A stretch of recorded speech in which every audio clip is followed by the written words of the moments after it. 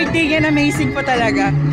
Kamusta po yung mga, ano ba yung mga challenges na kinaharap nyo sa preparation sa ganitong pageant? To be honest, yung pasarela, so I salute all the beauty pageant contestants na napakagaling nila because hindi talaga biro yung mga pasarela. Tapos yung sa talent, they're very good. Tapos it took several hours of practices, ilang days ng practices just for that one. Madam, sino yung nag-encourage sa'yo na sumali sa ganitong pageant? Hindi basta-basta. Kailangan mo ng full confidence. Sino yung nag-encourage sa'yo? Of course, my family po. Tsaka yung friends ko po, nandyan po sila. And syempre, yung aking special someone, thank you dahil siya yung naging siya yung nagturo sa akin. Last minute, tinuruan niya ako.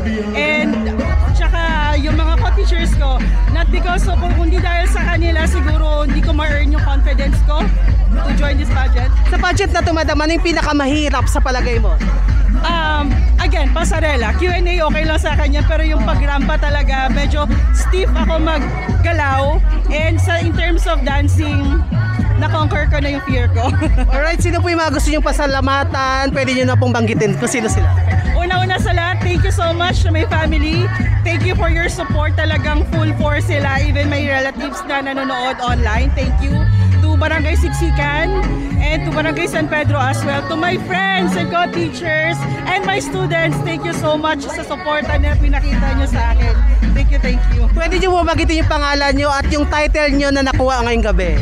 I am Justin Cheryl Maycedo Yococo, ang binibining sexy ng Siksikan, second runner-up. Wow, thank you so much. Congratulations po.